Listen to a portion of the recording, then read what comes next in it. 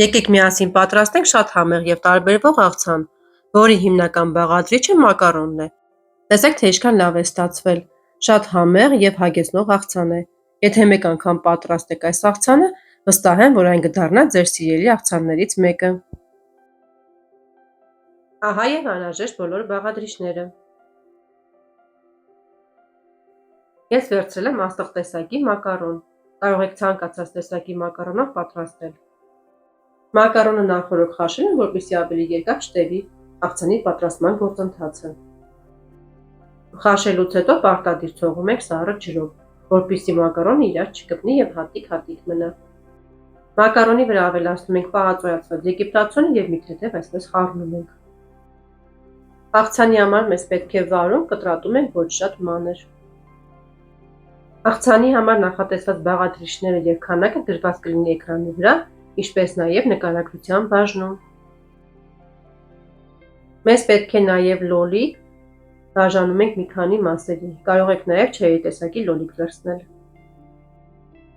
Հարգելիներս, եթե նոր եք միացել իմ ալիքին և դիտում եք առանց բաժանորդագրվելու, խնդրում եմ բաժանորդագրվեք, սեղմեք զանգակոճակին, որպեսզի բաց չթողնեք իմ հետագա համեղ և տարբերվող բաղադրատոմսերը։ Դա ձեզ համար դժվար չէ, իսկ ինձ համար շատ կարևոր և հաճելի է։ Մեզ պետք է նաև կանաչ սոխ, որը նույնպես մանր կտրատում ենք և ավելացնում ենք աղցանի վրա։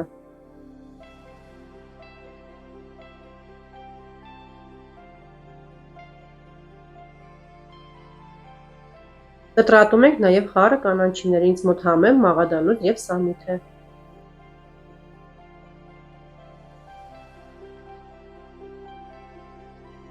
Բոլոր բաղադրիչներն իրար վրա լցնելուց հետո համեմում ենք աղոտ եստեղ պղպեղով։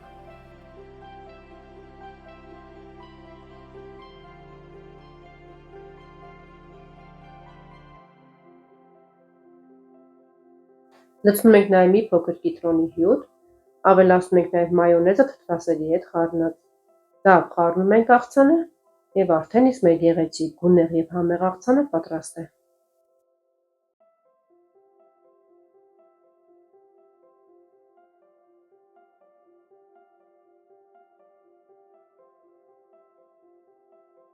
Տեսեք, թե ինչքան լավ է ստացվել, հագեցնող, համեղ և տարբերվող աղցան է։ Հուսով եմ հավանեցիք այսօրվա իմ պատրաստած բաղադրատոմսը, դուք էլ պատրաստեք և գրեք ձեր կարծիքը մեկնաբանության բաժնում։ Սիրով կսպասեմ բոլորիդ։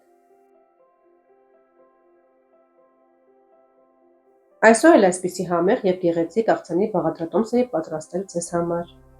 Դե ինչ, առայժմ կհանդիպենք հաջորդ տեսանյութում։